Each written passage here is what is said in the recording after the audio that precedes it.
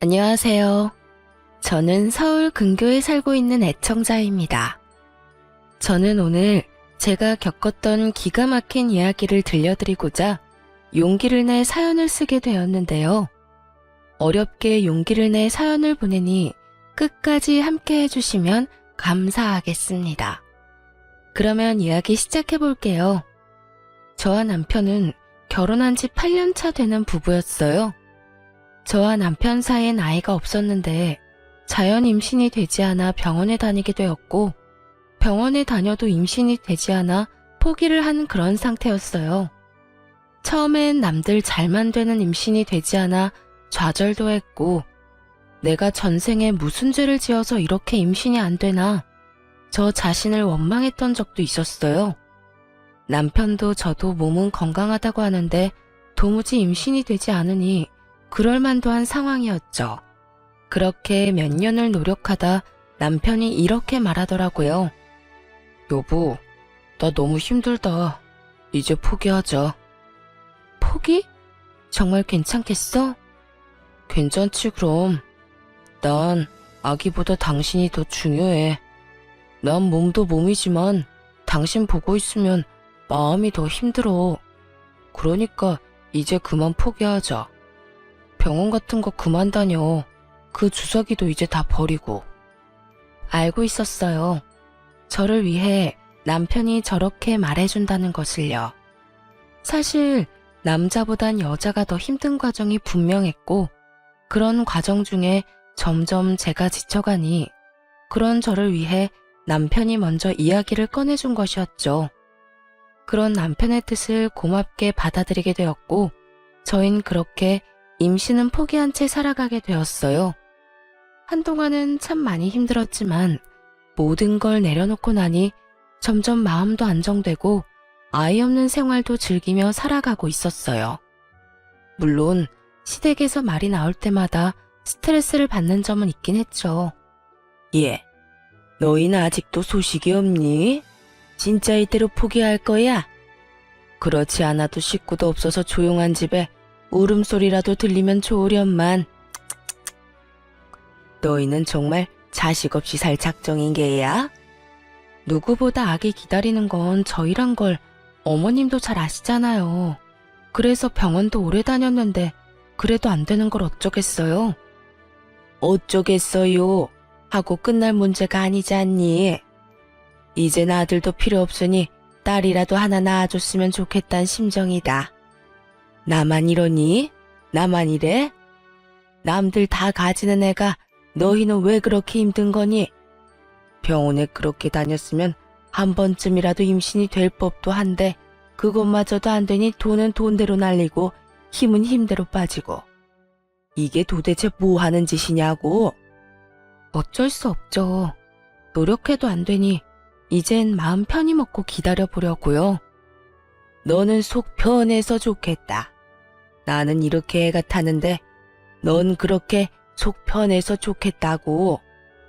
내려놨다고 한들 저라고 마냥 속이 편할 리가 없는데 시무는 꼭 저런 식으로 답답함을 분출했어요. 전 이 정도는 참을 수 있다고 생각했어요. 시댁엔 시무 혼자 계셨는데 시무 말대로 아이라도 있었으면 가끔 보는 손주 재미라도 있었을 텐데 그 재미도 없으니 저런 말 정도는 할 수 있다고 생각하며 이 정도는 그러려니 하고 넘길 수 있었어요. 하지만 도저히 넘길 수 없는 문제가 생겨나고 말았습니다. 시댁엔 제사가 많은 편이었는데 그 중에서도 단연 시부제사는 중요한 집안 행사였습니다. 시모는 늘 저에게 조상한테 잘하면 그게 다 우리한테로 돌아오는 거야.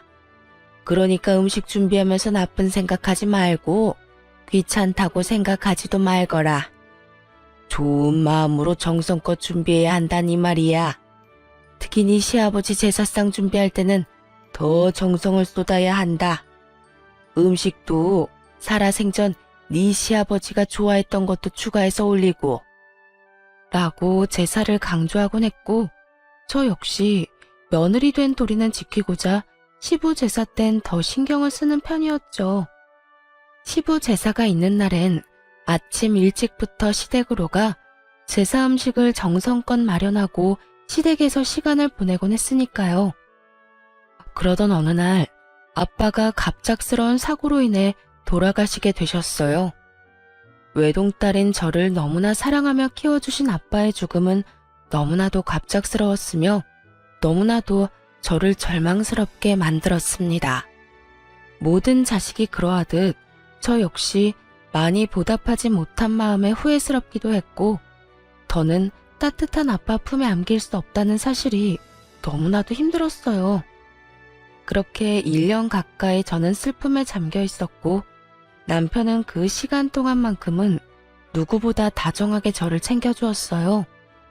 남자가 나쁘끄럽게 꽃 같은 거 들고 돌아다니는 거 아니라던 사람이 한아름 꽃을 사와 안기기도 하고 10년이 넘는 세월 동안 장모님께 애교 한번 부려본 적 없는 사람이 친정엄마의 팔짱을 끼고 우리 집에 모셔오기도 했고요. 장모님, 오늘은 저희 집에서 주무시고 가는 겁니다. 아니야, 그냥 밥만 먹고 갈게. 내가 여기서 자면 정서방 불편해서 안 돼. 불편하기는요. 요즘 집사람도 영 힘이 없어서 저도 힘이 없는데 장모님 계시면 집사람이 웃기도 하잖아요. 저한텐 그것만큼 힘나는 일이 또 없는걸요. 그러니까 오늘은 무슨 일이 있어도 주무시고 가셔야 합니다. 제가 특별히 집사람 옆자리도 양보해 드릴게요. 그래? 정서방이 정 그렇다면 오늘은 자고 갈게. 이렇듯 엄마를 모시고 오는 날이면 어떻게 해서든 엄마를 제 옆에서 자게 했고 그런 남편을 보며 저 역시 웃는 날이 생겨나고 있었어요. 돌아온 아빠의 기일날엔 슬프기는 했지만 처음보단 많이 무뎌진 감정으로 제사를 맞이할 수 있었어요. 아빠의 첫 제사이다 보니 제가 모시고 싶었고 남편에게 이런 제 뜻을 말하니 남편도 흔쾌히 알겠다고 하더라고요. 여보, 이제 곧 아빠 기일인 거 알지? 그럼 알지. 얼마 안 남았잖아. 왜? 나 우리 아빠 제사 우리 집에서 지내고 싶어. 첫 제사이기도 하고 내가 차려드려야 마음이 편할 것 같아. 뭘 그런 걸 묻고 그래. 당신이 장인어른 제사 챙기는 건 당연하지. 뭐든 당신이 하고 싶은 대로 마음 가는 대로 다 해. 난 상관하지 말고, 알겠지? 남편은 제 손을 꽉 잡아주며 제가 원하는 건 뭐든 다 하라고 해주더라고요. 앞으로도 우리가 모시자고까지 해주었고요. 그렇게 저와 남편은 한사코 와서 돕겠다는 엄마를 오지 못하게 하고 제사 준비를 시작했어요. 한창 준비하고 있는데 시모에게서 연락이 왔더군요. 요즘 뭐 하고 지내니? 뭐 하고 살길래 연락 한 통이 없어? 죄송해요. 아시다시피 아빠 돌아가시고 제가 정신이 없었어요. 돌아가신 지가 언젠데 언제까지 그러고 있을 거야? 그러고 보니 타돈 돌아가신 게 작년 이맘때 아니니?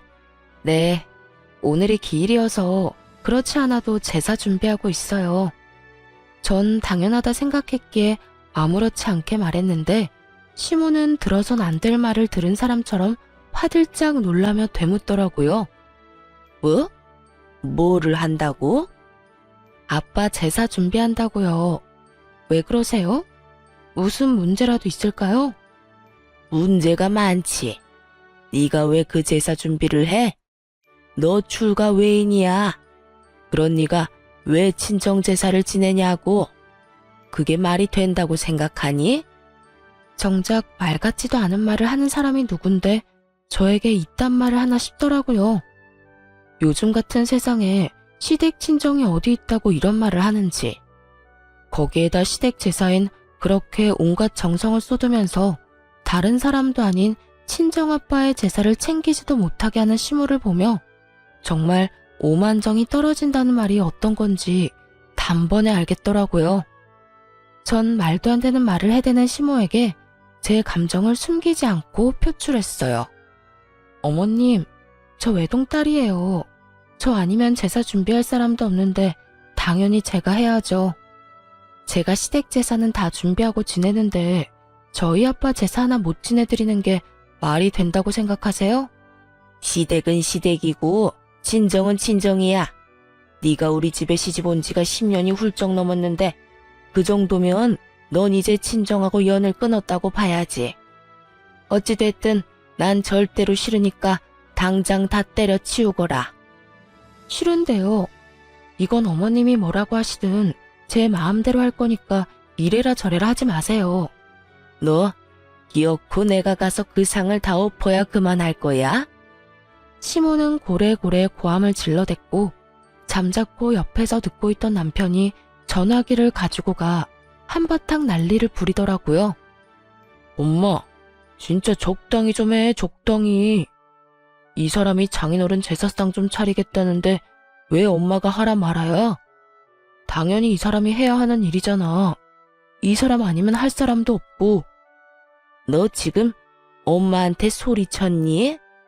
어떻게 다른 것도 아니고 네 마누라 편 든다고 엄마한테 소리를 질러?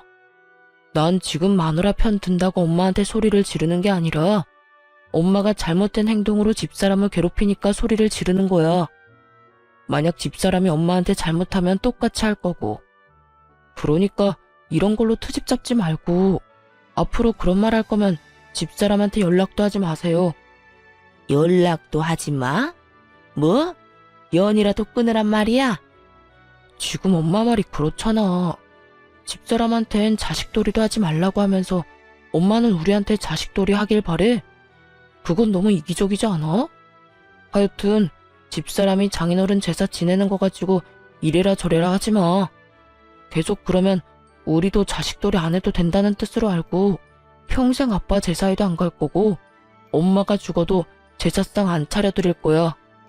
시모는 화가 많이 난 듯 일방적으로 전화를 끊어버렸고 남편은 전화기를 들고 연신 한숨을 쉬더라고요. 이런 상황이 곤란하기도 피곤하기도 하다는 듯이요. 다시 이런 일로 당신 괴롭히면 참지 말고 할 말 다 해.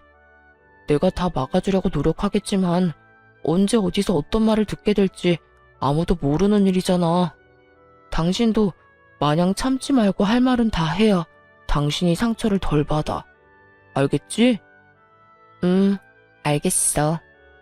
내가 다 막아준다는 말보다 더 든든했고 남편에게 참 고마웠습니다. 그렇게 제사는 무사히 지내게 되었고 엄마는 남편의 손을 붙잡고 덕분에 잘 치를 수 있었다며 고마운 마음을 전했어요. 남편은 그런 엄마의 이부자리까지 펴주며 이런 날은 혼자 주무시면 안 된다고 눕혀드리기까지 했고요. 이런 남편으로 인해 시모에 대한 섭섭함은 사라지고 없었는데 소식을 전해들은 시누이까지 저에게 연락이 와 저를 위로해 주더라고요. 언니, 이야기 들었어요. 많이 서운하고 속상했죠? 언니가 우리 집 제사 지내준 것만 해도 몇 번인데. 처음엔 속상하기도 하고 섭섭하기도 했었는데 오빠가 잘 달래줘서 괜찮아졌어요. 어머님도 앞으로 제사 문제로 아무 말 안 하기로 했고요. 듣는 내가 다 속상하던데 우리 언니는 마음도 좋아. 오빠가 달래준다고 금방 풀리는 거 보면. 어쨌든 나도 엄마한테 한 소리 했으니까 혹시나 마음에 남은 앙금 있으면 풀어요. 괜히 마음에 담아두면 언니만 힘들잖아요. 그냥 다 잊어버려요. 알겠죠? 알겠어요, 아가씨. 걱정해줘서 고마워요. 시누이까지 나서 시모에게 한 소리 했다고 하니 고맙기도 하고 시모가 불쌍하단 생각마저 들 지경이었어요. 그러면서 제 앙금은 시누이가 말했듯 씻은 듯이 날아가기도 했고요. 그렇게 전 다시 활기를 되찾았고 시댁에서도 좋은 소식이 들려오더라고요. 성격도 좋고 평소 저랑 좋게 지내던 시누이의 결혼 소식이었어요. 결혼 상대가 의사라는 말을 들었을 땐 정말 잘된 일이라며 얼마나 기뻐한 줄 모릅니다. 오죽했으면 남편이 자신보다 제가 더 기뻐하는 것 같단 말까지 했으니까요. 저는 정말 기쁜 마음으로 시누이에게 축하 말을 전했고 시누이 역시 기뻐하며 저에게 시집가서 잘 살겠다고 하더군요. 그렇게 집에는 경사가 났다며 다들 기뻐하고 있는 와중 저에겐 불안한 일들이 일어나고 있었어요. 저를 불안에 떨게 만든 장본인은 다름 아닌 시모였는데요. 시누이가 시집 간다는 말이 나온 뒤부터 묘하게 시모가 저에게 잘 대해주는 느낌이었어요. 어느 날은 시댁에 갔는데 밥상이 다 차려져 있더라고요. 어머님, 이게 다 뭐예요? 보면 모르니? 너 먹으라고 내가 다 차렸어. 다 네가 좋아하는 반찬들이니 마음껏 먹고 맛있으면 싸서 가거라. 혹시 몰라서 넉넉히 해서 소분해서 넣어뒀어. 감사해요. 다 맛있겠어요. 얼른 먹고 설거지는 제가 할 테니 두세요. 아니야, 됐어. 음식 만든 사람이 뒷정리까지 다 해야지. 너는 그런 거 신경 쓰지 말고 맛있게 먹기나 해. 아니에요. 설거지는 하게 해주세요. 제가 마음이 불편해서 그래요. 저는 끝까지 설거지만은 제가 한다고 했지만 시모는 한사코 저를 말리며 직접 설거지를 해버리더라고요. 이런 모습만 해도 불안감이 밀려오는데 시모의 입에선 도저히 상상할 수도 없는 말이 나왔습니다. 그날은 시댁 제사를 얼마 앞두지 않은 어느 날이었어요. 집에서 쉬고 있는데 시모에게서 전화가 오더라고요. 아가, 바쁘니? 아니요, 어머님. 왜요? 무슨 일 있으세요? 저 지금 갈까요? 아, 아니다. 그런 게 아니라 다름이 아니라 이번에 오는 증조부님 제사 말이다. 아, 네. 알고 있어요. 그렇지 않아도 그 전날부터 시간 비워뒀어요. 아니, 그런 뜻이 아니라 혹시 바쁘면 안 와도 된다는 말 하려고 전화했어. 아니, 앞으로 제사 지내는 거 신경 안 써도 돼. 앞으로는 나 혼자 해도 될 것 같구나. 어머님, 갑자기 왜 그러세요? 제사를 그렇게 중요하게 여기시면서. 생각해보니까 요즘에 우리 집처럼 제사 많이 지내는 집도 없고 너도 8년이나 했으면 할 만큼 했다 싶어서 말이야. 이제 나도 나이도 있고 줄일 수 있는 건 다 줄이고 간소하게 혼자 지내려고 해. 그러니까 너는 앞으로 안 와도 된다. 네? 어머님, 진짜 무슨 일 있으신 거 아니죠? 아니라니까 얘가 왜 이래? 이상하잖아요. 지난 8년 동안 단 한 번도 이런 적이 없었는데 그런 이유로 갑자기 아예 제사도 오지 말라고 하는데 제가 걱정되지 않겠어요? 혹시 저한테 뭐 바라는 거 있으세요? 아니면 제가 뭐 잘못했어요? 그런 거 없다니까. 하여튼 이번 제사부터 안 와도 되니 그런 줄 알고 푹 쉬거라. 그렇게 중시하며 8년 내내 비가 오나 눈이 오나 제사 하나만큼은 챙기던 시모가 이런 말까지 하니 불길할 수밖에 없었죠. 도대체 무슨 일인가 하고 생각을 해봤더니 이유는 하나뿐이더라고요. 시누이의 결혼. 시기상으로도 상황상으로도 그 원인은 시누이 결혼밖에 없었고 전 남편을 붙잡고 추궁 아닌 추궁을 하게 되었습니다. 여보, 솔직하게 말해봐. 어머님, 나한테 뭐 바라는 거 있으시지? 어? 우리 엄마가? 갑자기 왜? 글쎄 이상하잖아. 8년 내내 나한테 밥상 받아먹던 분이 요즘 따라 집에 불러서 가보면 밥상이 떡하니 차려져 있기도 하고 요즘엔 나한테 설거지도 안 시키셔. 그것뿐인 줄 알아? 그렇게 제사 노래를 부르던 어머님이 그제는 갑자기 연락이 와서 제사를 오지 말라고 하더라니까. 당신 같으면 이상하지 않겠어? 난 지금 이 상황이 굉장히 이상하거든. 그러니까 솔직하게 말해봐. 아가씨 결혼 때문에 나한테 뭐 바라는 거 있으시지? 왜? 가전이나 가구 사달래? 냉장고? 아니면 세탁기? 아니면 침대? 뭔데? 말해봐. 아니야. 바라긴 뭘 바래. 그런 거 아니니까 신경 쓰지 마. 그냥 이제서야 당신한테 그렇게 해주고 싶으셨겠지. 남편은 한사코 아니라며 손사래를 쳤지만 저는 아닌 게 아니란 걸 알 수 있었어요. 지나치게 화들짝 놀라는 모습과 말을 더듬은 것이 딱 남편이 거짓말할 때 나오는 모습이었거든요. 여보, 그냥 솔직하게 말해봐. 나 화 안 내. 난 당신이 거짓말하고 나한테 숨기는 게 제일 싫어. 그러니까 말해봐, 솔직하게.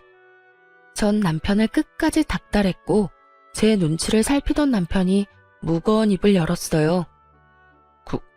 그게 사실은 엄마가 혜은이 집이라도 해서 보내주고 싶나 봐. 집?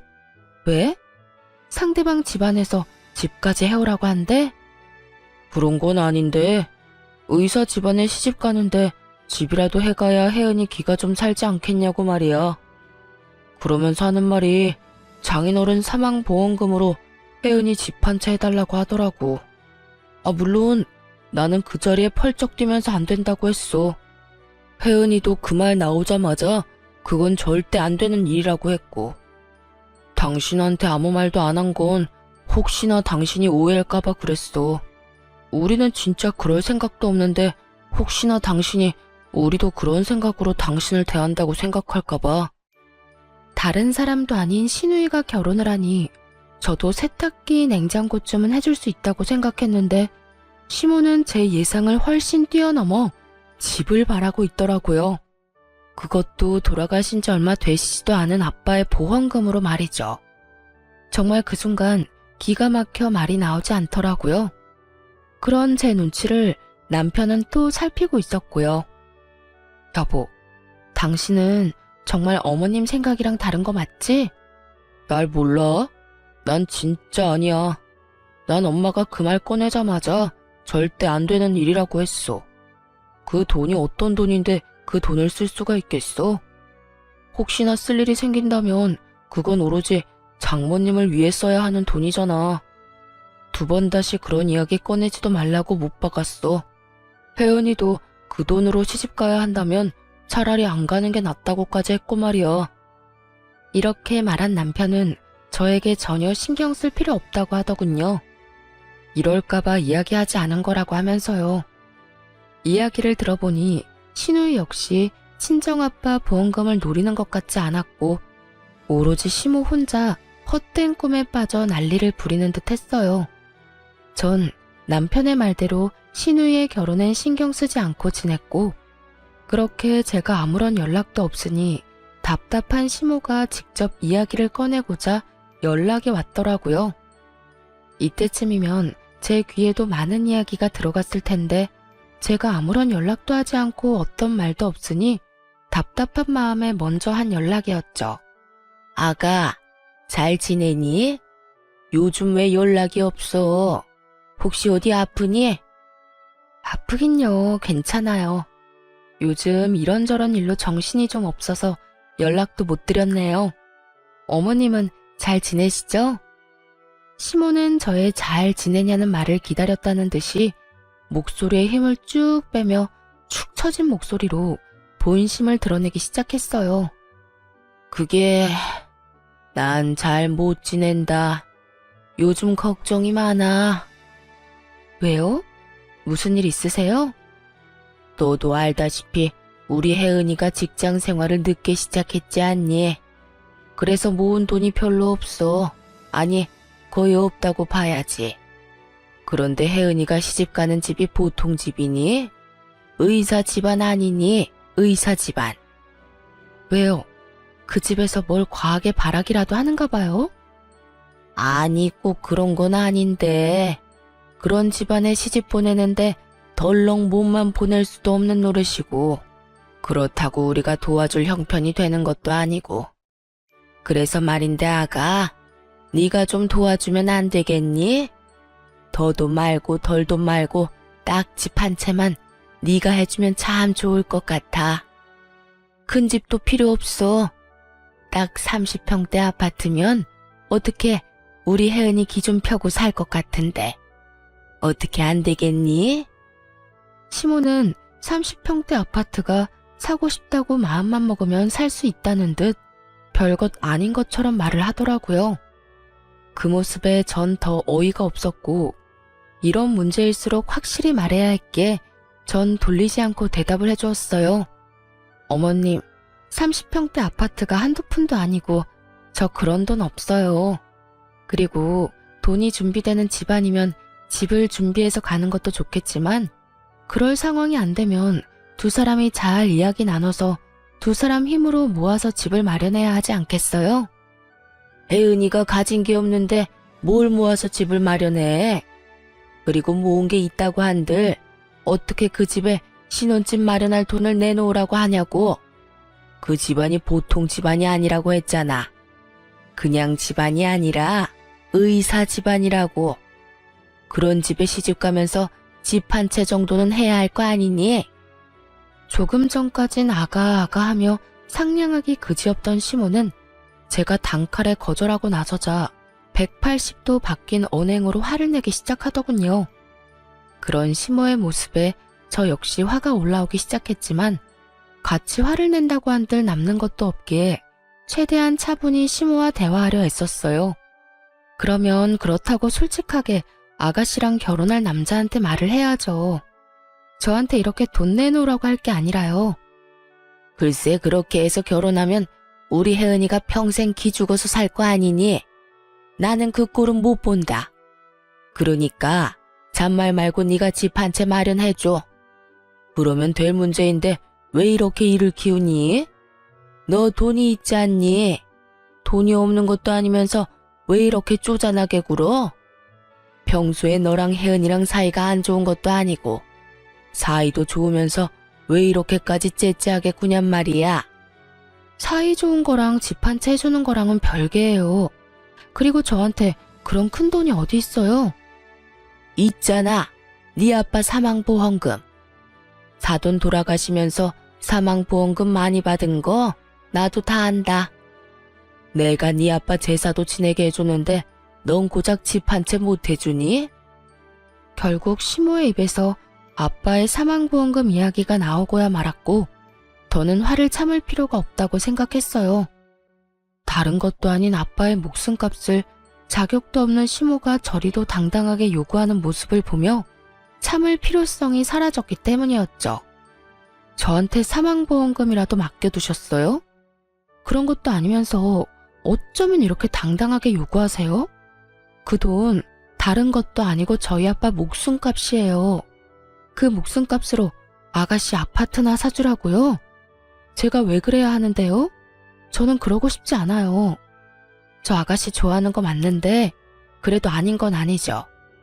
저는 절대로 해드릴 생각 없으니까 더는 이런 일로 연락하지 마세요. 너 진짜 이렇게 매정하게 굴 거야? 너 때문에 우리 혜은이 의사 집안에 시집 못 가게 되면 네가 책임질 거야? 집 못해간다고 못 갈 시집 같으면 가지 말라고 하세요. 그리고 그렇게 해서 시집 못 가게 되면 그건 제 책임이 아니라 집 한 채 바라는 집에 시집 간다고 욕심부린 아가씨 책임이죠. 그러니까 어머님, 애먼데 책임 전가하지 말고 이럴 시간에 아가씨한테 예비 신랑이랑 이야기나 잘 나눠보라고 하세요. 너 지금 시험이 가르치니? 어디서 버르장머리 없게 시어미한테 이래라 저래라 해야? 넌 친정에서 그렇게 배웠니? 그깟 돈으로 유세 부리면서 시어미한테 이따위로 굴라고 네 엄마가 가르쳤어? 그럴 리가 있겠어요? 친정에선 이런 것까진 가르치진 않죠. 아니, 가르칠 필요가 없죠. 이런 듣도 보도 못한 요구를 할 거라고 어느 친정엄마가 생각이나 하겠어요? 뭐야? 어머님, 저희 엄마가 이런 사실 알면 저 당장 이혼하라고 할 거예요. 이 경우 없는 상황을 참고 살라고 할 엄마가 어디 있겠어요? 그러니까 저한테 더는 이런 이상한 요구하지 마세요. 전 집을 마련할 돈도 생각도 전혀 없으니까요. 그러면 저 끊을게요. 그렇게 전화를 끊고 나서도 흥분이 가라앉지 않더라고요. 어떻게 감히 아빠 사망보험금을 욕심낼 수 있는 것인지 이해도 되지 않았고요. 그렇게 한참을 씩씩거리고 있으니 어느새 퇴근을 한 남편이 집으로 들어오더라고요. 뭐야? 당신 무슨 일 있어? 화난 표정인데. 어머님, 결국 나한테까지 전화해서 아빠 사망보험금으로 아가씨 30평대 아파트 사주라고 하더라. 당신한테 이야기 듣고 어느 정도 각오하고 있었는데도 막상 직접 들으니까 너무 화가 나서 시키고 있었어. 뭐? 그게 정말이야? 내가 그렇게 이야기했는데. 아, 진짜 어머님 왜 그러셔? 애도 아니고 무작정 우기는데 내가 진짜 열불나서. 거기에다 내가 계속 안 된다고 하니까 친정까지 들먹이더라? 제사 가지고 서운하게 하더니 이제 돈이야? 왜 그러신데 진짜. 일단 내가 미안해. 엄마가 당신한테까지 전화해서 그럴 줄은 몰랐어. 있어봐. 내가 당신 듣는 데서 확실하게 못 박을게. 남편은 노발대발 화를 내며 바로 시모에게 전화를 걸어 한바탕 쏟아내기 시작했어요. 엄마, 진짜 왜 그래요? 내가 그러지 말랬잖아. 그 돈 엄마가 맡겨놓은 돈 아니라고 했지. 어떻게 엄마가 사돈 사망보험금을 아무렇지도 않게 내놓으라고 할 수가 있어? 그러면 어떻게 하니? 네 동생 파혼이라도 하길 바라는 거야? 엄마한테 이렇게 화낼 게 아니라 이럴 시간에 네 마누라 설득이나 시켜. 이러다 진짜 네 동생 파혼이라도 하는 날엔 이 엄만 화병 나서 못 사니까. 엄마가 화병 나기 전에 내가 화병 나게 생겼다고. 한 번만 더 이런 이야기 꺼냈다간 아무리 엄마라도 나 가만 안 있어. 당장 연이라도 끊어버릴 거라고. 그러니까 그런 줄 아시고 다신 그런 이야기 꺼내지 마세요. 너 이 녀석아. 아무리 그렇다고 한들 어떻게 이 엄마한테 연을 끊자고 해? 내가 오죽했으면 이러겠어? 지나가는 사람 붙잡고 물어봐. 열이면 열, 백이면 백. 다 엄마가 이상하다고. 엄마가 잘못했다고 할 테니까. 하여튼 난 내 뜻 확실하게 전했으니 이젠 엄마가 결정해. 계속 말도 안 되는 요구해서 아들 며느리랑 연 끊고 살아갈지 아니면 우리 보살핌 받으면서 살아갈지. 시모에게 한바탕 쏟아낸 남편은 그래도 화가 풀리지 않는지 이번엔 신우이에게 전화를 걸어 시모가 한 짓을 알려주며 한바탕 쏟아냈어요. 혜은아, 오늘 엄마가 네 언니한테 전화해서 너한테 아파트 한 채 사주라고 했다더라. 너 알고 있었어? 아, 뭐? 그게 정말이야? 아, 진짜 엄마 왜 그래? 그 이야긴 그때 끝난 이야기잖아. 그러니까 넌 진짜 그 아파트를 그렇게까지 해서 마련하고 싶어? 그런 거 아니잖아. 넌 그런 생각조차 없는 거잖아. 내가 미쳤어? 다른 돈도 아니고 언니 아빠 사망보험금으로 내가 무슨 자격이 있다고 그 돈을 욕심내? 엄마 진짜 나만 곤란해지게 왜 그래? 너라도 그렇게 생각하니 그나마 다행이네. 일단 나는 절대 안 된다고 했는데 분위기 보니까 엄마 포기 안 할 것 같아. 그러니까 네가 전화 한 통해. 당사자인 네가 전화해서 그건 절대 말도 안 되는 일이라고 똑바로 말해주란 말이야. 알겠어? 응, 알겠어. 내가 말할게. 그렇게 전화를 끊어버린 후 남편과 저는 다신 이런 불미스러운 이야기는 나올 일이 없다고 생각했어요. 시누이가 나섰을 테니 더는 시모가 집집거리지는 않을 거라고 말이죠. 하지만 이 모든 건 저희의 착각이었습니다. 저희와 같은 생각을 가지고 있다고 믿어 의심치 않던 시누이는 다른 모습을 숨기고 있었더군요. 다음날 남편이 출근할 시간에 맞춰 시누이에게 전화가 왔고 그 전화 한 통으로 시누이의 본 모습을 알게 되었어요. 언니, 오빠 출근했어요? 네, 방금 했어요. 왜요?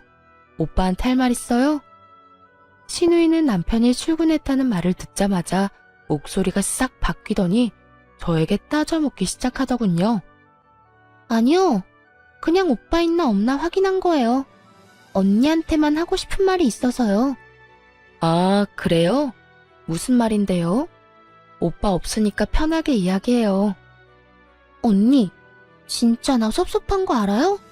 내가 언니한테 어떻게 했는데 언니가 나한테 이럴 수가 있어요. 아가씨, 다짜고짜 이러지 말고 상황을 똑바로 설명을 해줘야죠. 앞뒤 말 다 자르고 섭섭하다고 하면 내가 무슨 말을 해요? 갑자기 짜증을 내며 섭섭하다고 하는 신우의 말에 답답함을 느낀 저는 언성을 높였고 그런 저에게 신우이는 본심을 드러내며 시모와 한치 다를 바 없는 아주 어이없는 개소리를 뱉어내기 시작했어요. 지금 몰라서 물어요? 언니가 내 신혼집 못해준다고 그랬다면서요. 돈이 없는 것도 아니고 돈 있는 사람이 너무한 거 아니에요? 보험금도 많이 받았다고 들었는데 아파트 사주고도 남을 거 아니에요. 이게 아가씨 본심이었어요? 절대 아니라고 그렇게 발뺌하더니 결국 아가씨도 어머님이랑 같은 생각이었네요. 네, 맞아요. 내가 다 엄마 시킨 거예요. 나 아니면 엄마가 어떻게 사망보험금으로 그 큰 금액을 받았단 걸 알겠어요? 나니까 이리저리 알아보다 알아낸 거지. 하여튼 그게 중요한 게 아니라 아파트 좀 해줘요. 그냥 투자한다고 생각하고 해주면 되잖아요.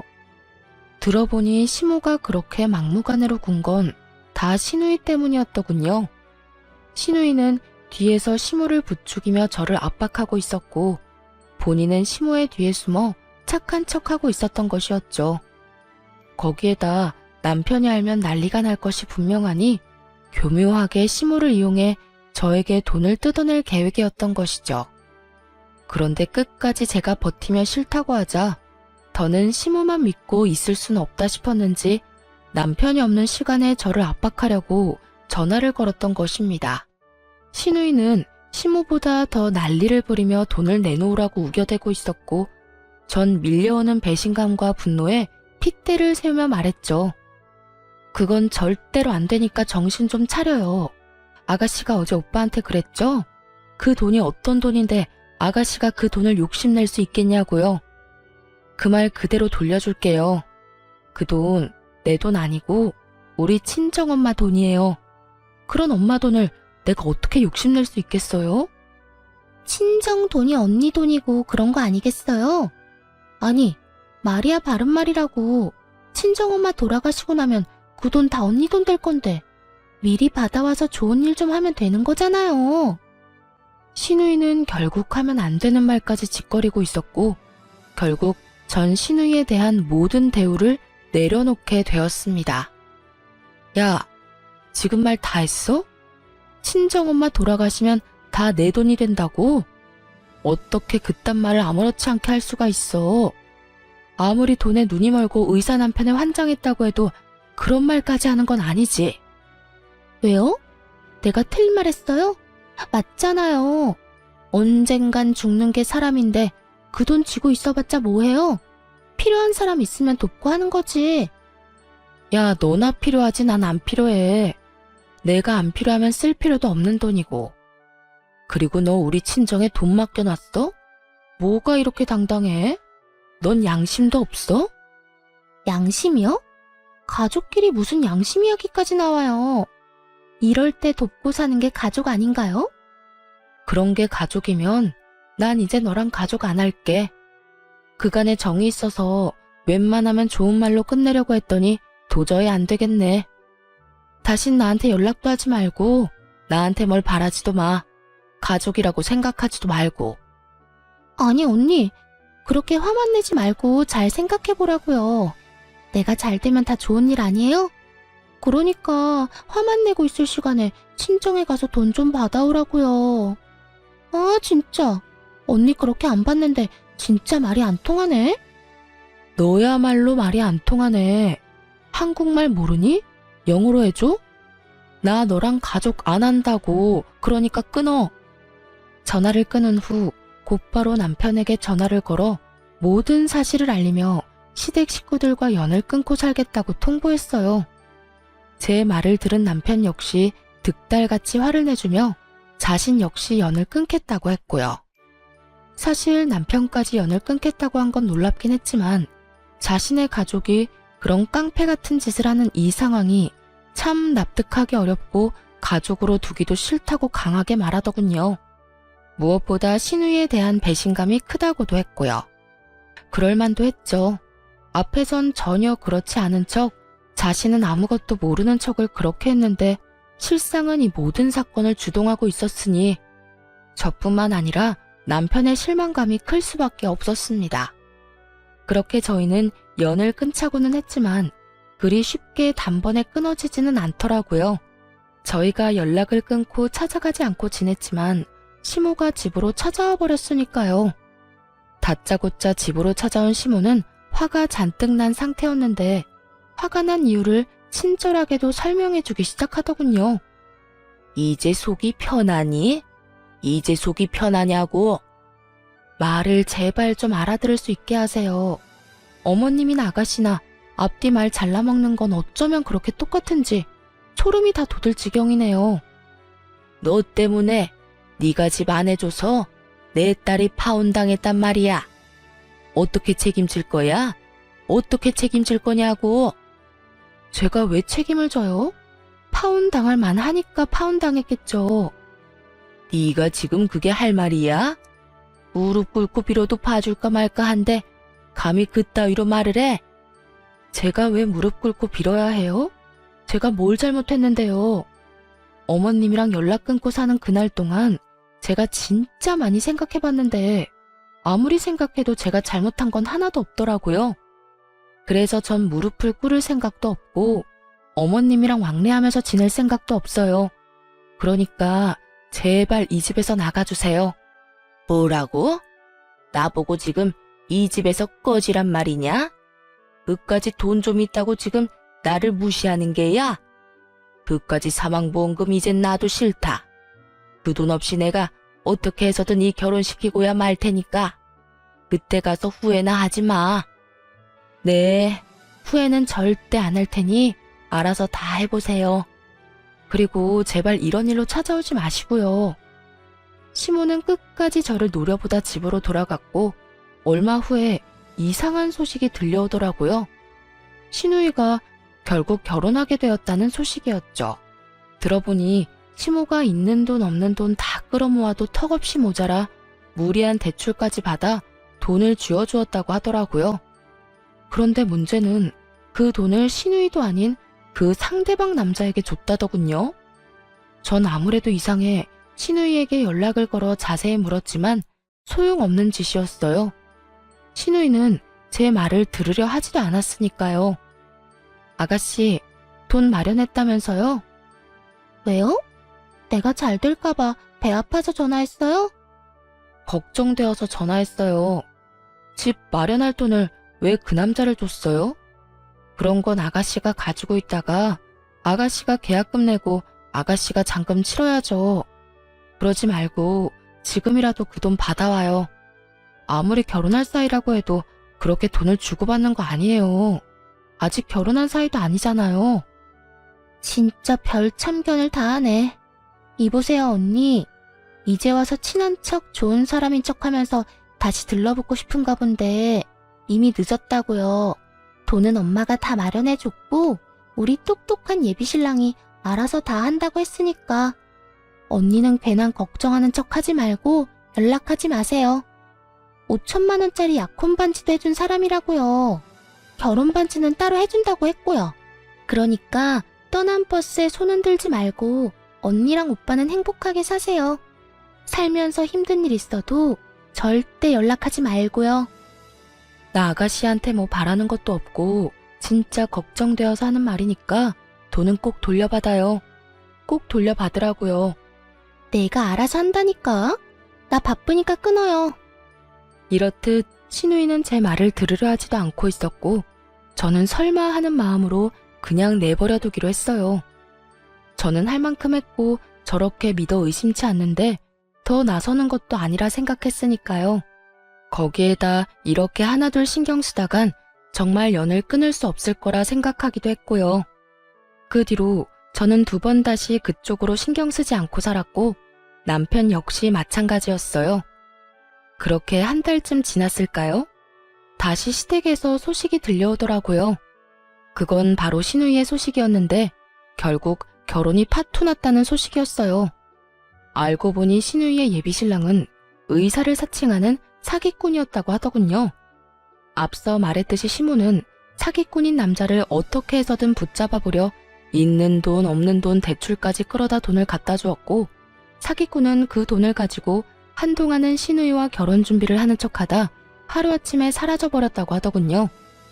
신우이가 그렇게 자랑하던 반지 역시 큐빅 반지였고 그 모든 것이 사기였던 것이었죠. 시모는 대출이자를 감당하지 못해 집을 팔았고 신우이도 반쯤 정신이 나가버려 시모가 새로 얻은 단칸방에서 술에 미쳐 살고 있다고 하더군요. 이 모든 소식을 작은아버님께 들은 남편이 씁쓸한 표정을 지으며 이렇게 말하더군요. 어쩌겠어. 다 자기 무덤 자기가 판 거지. 그러게 그 돈을 왜 사기꾼한테 다 줘버려? 당신이 그렇게까지 말렸으면 그때라도 생각이란 걸 해봤어야지. 내가 그때 좀 더 적극적으로 말렸어야 했었나 봐. 아니, 신고라도 할걸. 아니다. 사람이라도 붙여볼 걸 그랬어. 됐어. 자책하지 마. 당신은 할 만큼 했어. 그러니까 그런 생각으로 당신 괴롭히지 마. 그래도 어쩔 수 없이 마음이 안 좋네. 나도 속은 쓰리지만 어쩌겠어. 너무 애지중지 키워서 세상 무서운 줄 몰랐는데 이참에 배우는 게 있겠지. 혜은이도 다 큰 성인이고 어른인데 어른답게 잘 이겨낼 거라 생각해. 그러니까 당신도 마음 쓰지 마. 남편이 이렇게 말을 해줘도 한동안은 마음이 편치만은 않았어요. 하지만 저는 최선을 다해 말렸고 그런 저를 무시했던 건 신우이였으니 저는 남편의 말대로 할 만큼 했다고 생각하기로 했습니다.